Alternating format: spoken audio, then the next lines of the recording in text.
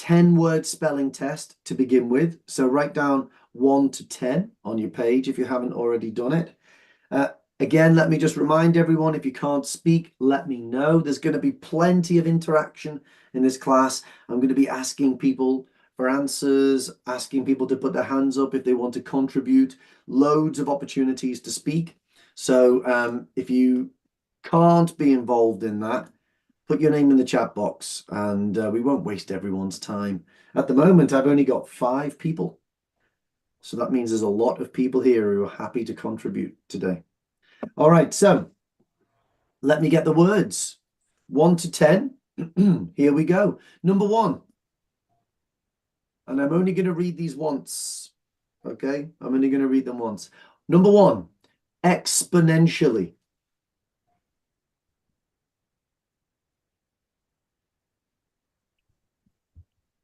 Number 2, poised.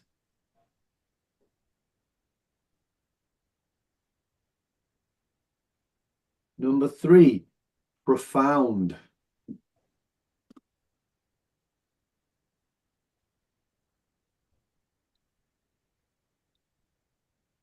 Number 4, implications.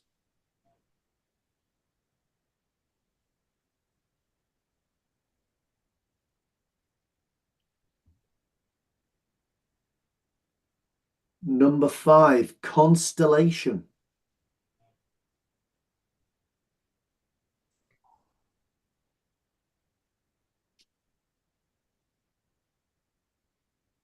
Number 6, frontier.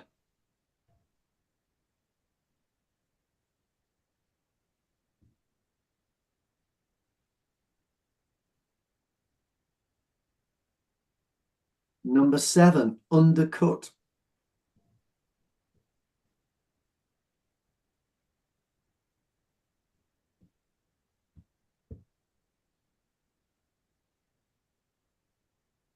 Number 8, crunching.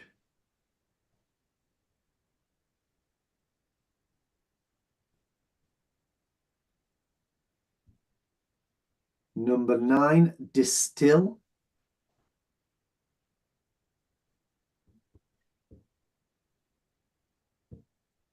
And number 10, surpass.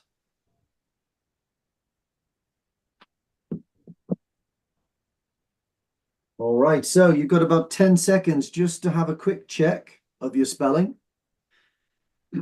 Just like in part A listening, it's about using the time at the end to check your spelling.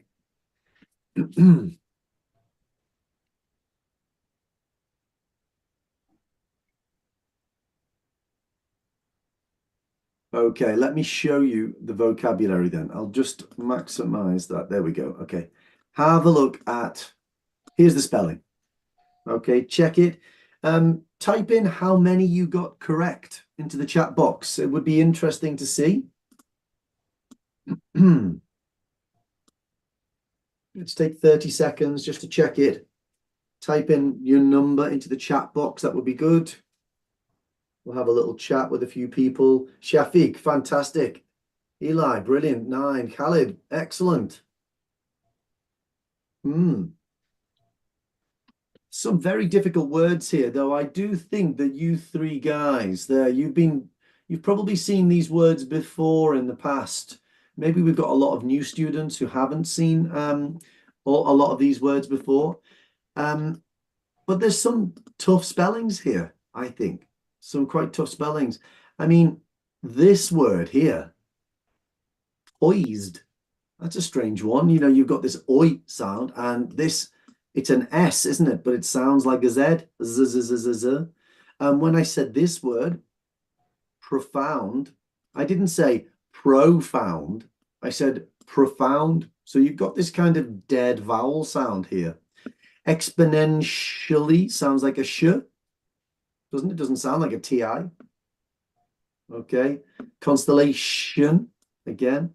This is a strange one as well. I think sometimes people think it's like this.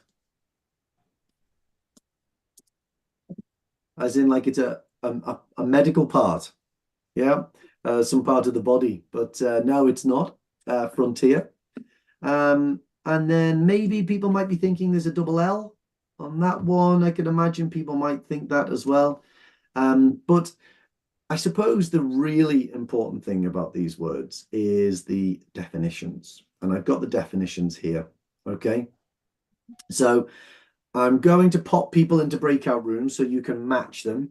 It's not going to be a long breakout room. Okay. I want you to get in there, quickly match these together. I'll share the screen. And when we come back, I'll have a chat with a few people and we'll match the numbers to the definitions. Okay. Tasnim, you wrote volunteer for frontier. Frontier, volunteer. I suppose if you're not focusing, you're not concentrating 100%, and you don't listen, you don't hear that first part, and you only hear the end bit. There aren't many words in English that finish ear, are there? That have got 2 syllables. So I get that. Tosin, have you got a question before we do the task? No, I'm volunteer. I want to volunteer. You want to help me when we come back? Yes. Okay, no problem. All right, so I'm going to open some breakout rooms. Let me just get those set up.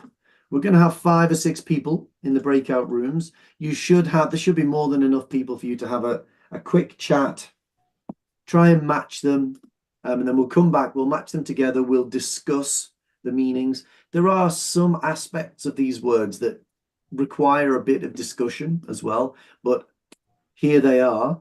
All right, here are the definitions. Go to your rooms. I've opened them now. You should have a little blue box that says go to room 5, 6, 4, 3, etc. I'm going to share into the breakout rooms, so you should be able to see. When you go to your room. Khaled, yeah. I just left a message like for you in the Skype. If you accept my request, I won't chat with you. Okay, I'll have a look at it. Yeah. Yeah, thank you. All right. Hopefully everyone should have an invitation now to go to their room. If you're at home, give yourself 5 minutes. It should be enough, I think. Now. Okay, so we've got a few volunteers who want to help me. I've also got a few names written down on my page that I'd like to ask. Let's go for Tasnim. Hello, Tasnim. Hi. Hi, Tasnim. Exponentially. What's that one? I'm not sure about this, but I got number 2. Well, let's wait. Okay, you got number 2. Go on then. Yeah, I matched it with F, ready for action. Absolutely, yeah. F, Yeah. poised. Sorry, I put that there. Poised is F. Yeah, it's ready for action. So when I think of the word poised, I think of it's strange. I've got 2 words here that I think are quite similar. Poised and lurking. 2 different words that I always think of with animals. Yeah. So when I think of poised, I think of a tiger. And when I think of lurking, I think of a crocodile. I know it seems really strange, but what do I mean by a tiger being poised, Tasnim? I think when you see a tiger, you're ready to run. Well, that would be you who's poised. I'm thinking of the tiger that's poised. He's ready to catch maybe his. Yeah, exactly. They're sort of there when they're just ready with their chin on the floor, and they can see the goat or ready whatever to it is. Jump, And they're hiding in the trees, and then they come out, they jump out, they're poised. And when I think of crocodiles are also poised, but they're more likely to be lurking, because when you're lurking, it's almost like maybe you're moving a little bit through the water, and they've just got their eyes above the water, and they're lurking in the water. But both of them have the same kind of idea, that you're just waiting there to jump onto doing something. But it's got a kind of, the reason why I also think of a tiger for poised is, it's almost like if you have poise, you're graceful. You're always prepared. You're always ready. You've got a straight back, and you're elegant. Yeah. To have poise almost has that feeling as well. So it's an interesting word, to be poised, ready to act. Okay, thank you, Kushal. Thank you, Tasnim, as well. Okay, let's go for Christina. Which word would you like to help me with? Are you there, Christina? I can see your microphone's on, but there's no sound. Maria, how about you? I can hear someone closing doors or something. I'm popping everyone on mute. Okay, Maria, are you there? Yes, Paul. Hi, Maria. Which word would you like to do? I will do first one. Okay. Yeah. I choose D, growing really quickly, multiplying rapidly. Yeah. Well, mathematically, it's not quite that, is it? Do you know what it means exponentially, mathematically? Data using calculation. Yeah, but there's a specific. Maria, what do you think? Yeah. Oh, my language, I know to translate it will be difficult for me. Sorry. It's a hard one, but 2 times 2 times 2. This is exponential. Yeah. Always twice, yeah. Yeah, so it's always by the same number multiplied again. So you can see that the numbers grow really quickly, don't they? So it becomes 2 times 2 is 4, then it's 8, then it's 16, then it's 32. And it's that kind of growth. And they used this word a lot during COVID because what was happening was one person had COVID, they'd go into a meeting with 3 people, and then those 3 people would have it. And then they would go and meet how many more people. And it was being used a lot to describe the exponential spread of COVID at that time. But it gets used to mean just going really quickly. And it's to do with growth. So you'd never say that a car was driving exponentially. It can only be to do with growth, something increasing very, very quickly. Okay, so absolutely right, though. That's correct. Let's go next to, I'm going to ask somebody else. Let's go for Elvan. Are you there, Elvan? Hello. Hi. Give me any word. Okay. I will keep going with the order. And number 3, profound. I think it's deeply serious. Absolutely. Tell me something that you think is a deeply serious subject. Okay. I can ask deeply serious a question. Okay. What do you think about the God? Do you believe God? Oh, yeah. Do you believe is God real? Yes. Yeah, that's a profound question, isn't it?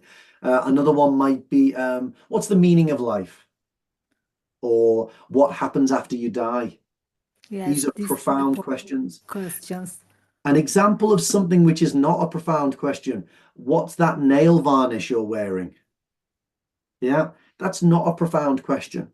Could anyone tell me, anybody, what do you think the opposite of profound is? Superficial? No, narrow. Superficial is a good one, yeah. Shallow. Narrow, the opposite of narrow would be broad.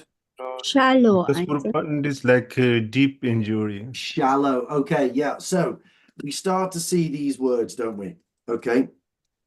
Now you see those and you think, well, they're the opposites. And that is true.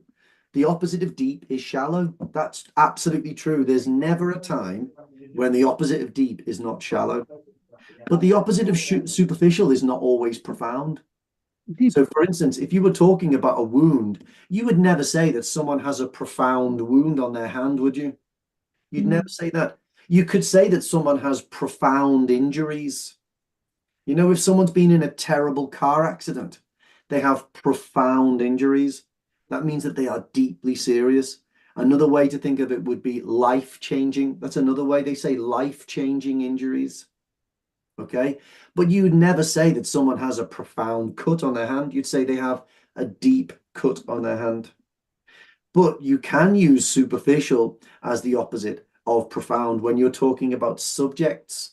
So shampoo, it's a superficial conversation. Life after death, that's a profound conversation. So there are times when things are opposites and times when they're not. Another really good example is strong.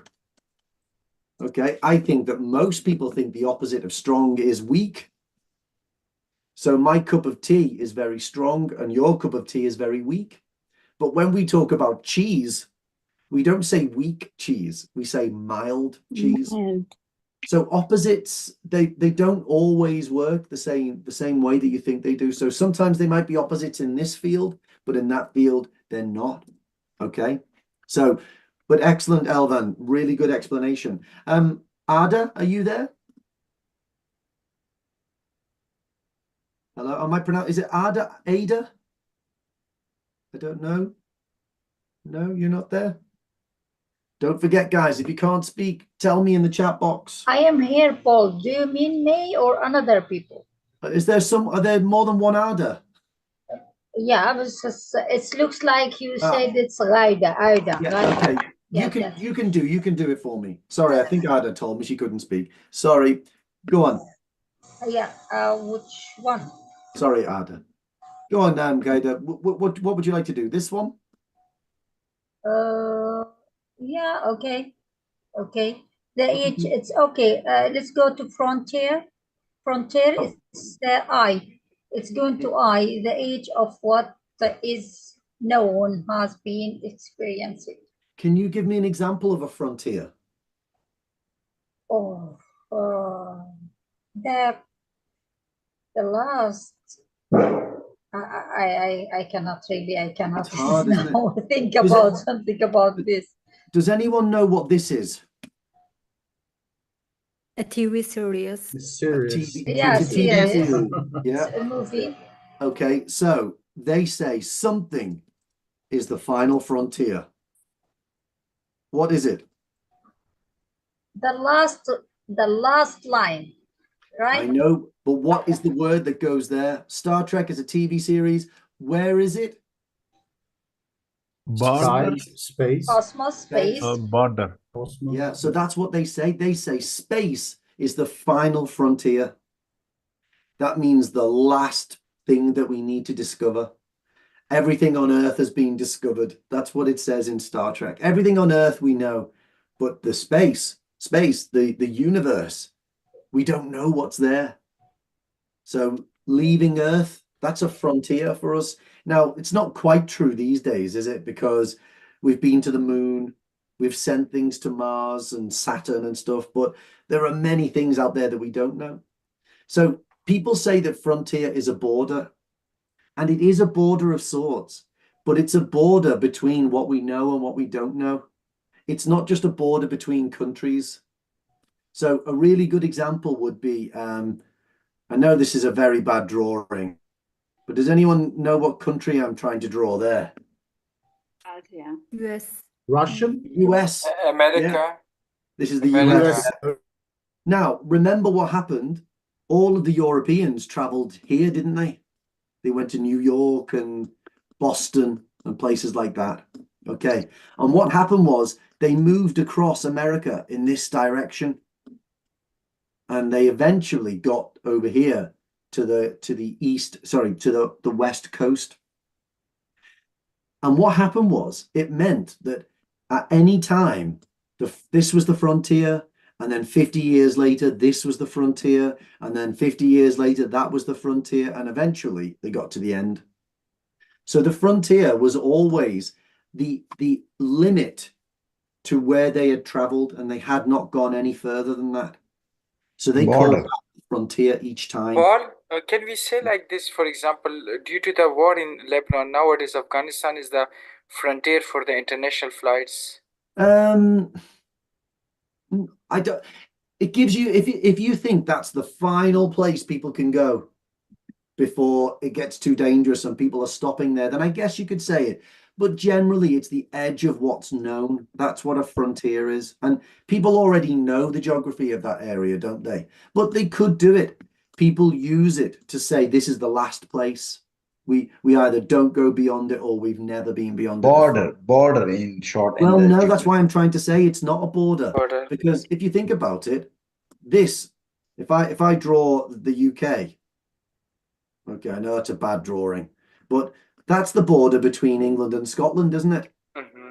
But it's not a frontier. We go across it all the time. Okay, so it's not a frontier, it's a border. A border is a line between two separate places, but it doesn't mean that it's never been crossed before.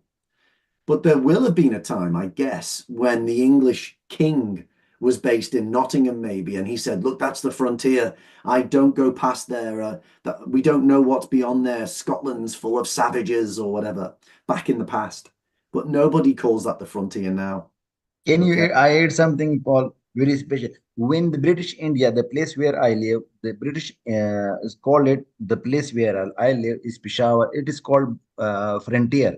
The Victoria, the Queen Victoria named the place where I live named to Afghanistan. So the place where I live, it is the frontier province. Yeah, So well, I guess at that point it was the yes, frontier because they'd never been beyond there, or they didn't have power beyond there, or that was the place where it all ended, yes. and we could still go past. Other side of Afghanistan started, and the place where I live, it was the frontier. Yeah, I guess that's it. Yeah, and it's got a very interesting culture to it because the frontier in America was wild. You know, that was a place where the Native Americans and the Europeans used to fight each other, and the Mexicans used to be involved as well. So there was a lot of controversial violence, and they're considered frontiers are considered wild places which you can't control. That's the idea of it. Okay. All right, Lena, tell me about implications. Yes, here I am. So, implication, I choose A, get the essence of something. Well, you know what? There's a really easy way to work out why it can't be A. All right. One, this is a noun. So implication means like involved in something? Well, implication is a noun and get is a verb. So if there's implications, it's not about doing something. It is a thing.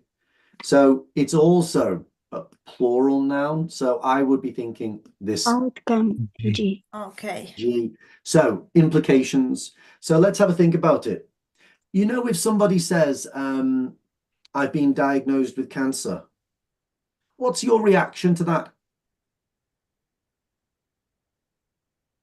Lena? Yeah, sorry. If someone says, I've been diagnosed with cancer, what's your reaction to it? Well, I will feel sorry. I will empathize. Yeah, okay. Why? What, I don't know why I will be like this. Yeah, why? Well, is it? It's a serious illness, isn't it? It is. Yeah. And a bad one. People often die from it, or they have to undergo terrible treatment, chemotherapy. They might lose certain bodily functions. They have to take a lot of medication. Their life could change, couldn't it? Yes, true. Sometimes it doesn't, but sometimes it does. So the reason why we react that way is because the word cancer has got these implications. When you hear the word cancer, you immediately think possible death, serious illness, terrible symptoms. These are implications. Now, if someone says, I've got eczema, you're probably thinking, I know that people have eczema and live with it, no problem. It can be really serious, but they're not generally the implications that you get from it. So implications, they are sort of suggested outcomes, possible outcomes, probable outcomes. And it comes from the verb to imply. And to imply is to suggest something. Yeah. To imply, to infer. They're all sort of similar kind of words. To hint, to imply, to suggest, to infer, to hint. We don't say it, but everyone knows that word cancer. There are many serious implications. They don't always happen, but that's what comes to mind. Can I ask someone, for example, what's your implication in your job or like this? No, you can't do that because so implication here, it comes only, as you said. Implications are things which are suggested and possible. You don't say, do you have any implications? You can't own an implication. You can't anyway, but there are implications when you decide to do something or when you hear that something's happened. There are implications because you're talking about consequences after actions. You can't have a consequence. You can't say, what consequences does your job have? That doesn't really happen. But if, say, for instance, we do a study and we find that hospital food is currently without the correct level of nutrition, well, what are the implications of that? It means that patients are being malnourished, that they're not getting what they need to. There's probably going to be health problems later down the line. And sometimes, even though I don't say it, you have an idea of what those implications are later. And they're generally negative. They don't have to be, but they generally are negative. Okay. And don't worry, we'll be able to do some exercises on it to practice it. Let's go for Jansel, are you there? I'm here. Hello, hi. Are there any words here that you think yes? I said H. H for which one? Yeah. Oh, for number 5. 5, yes. Correct. Do you know the names of any constellations? Not very much. It's hard in English, isn't it? I think to say them. I'll draw one. Let me see if you guys know what this one's called. Okay. This is one that you can see in the sky at night in England. Okay.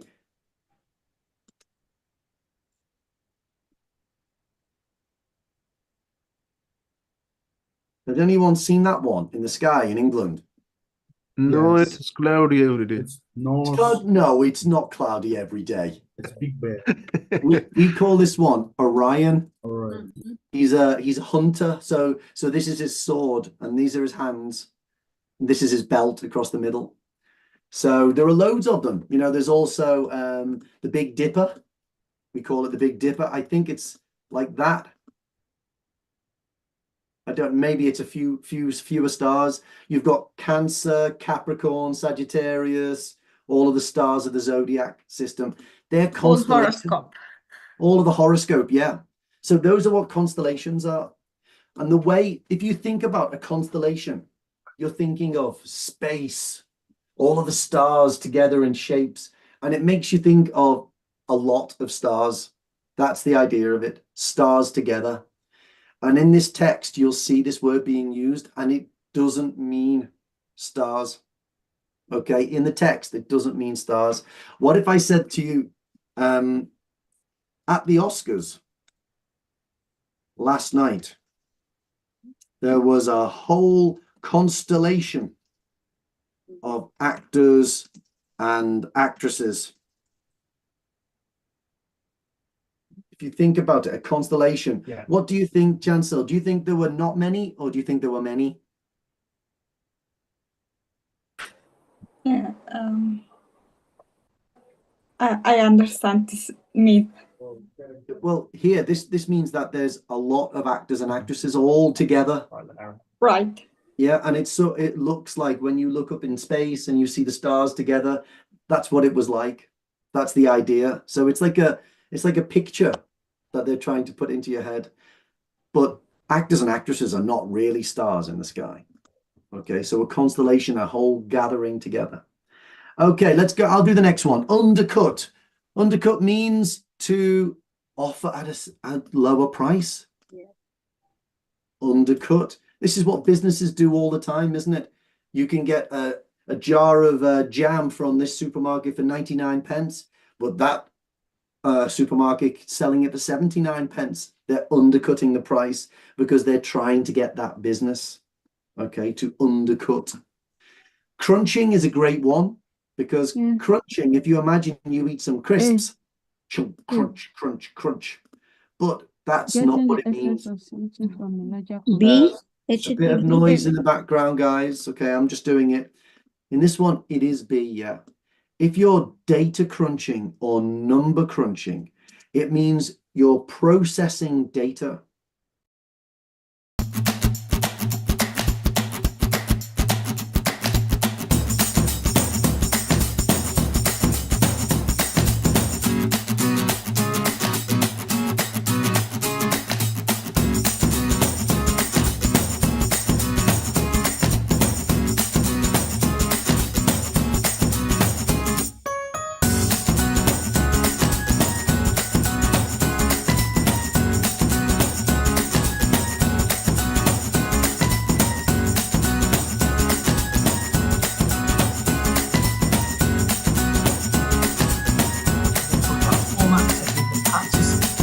usual formal structure for these types of classes.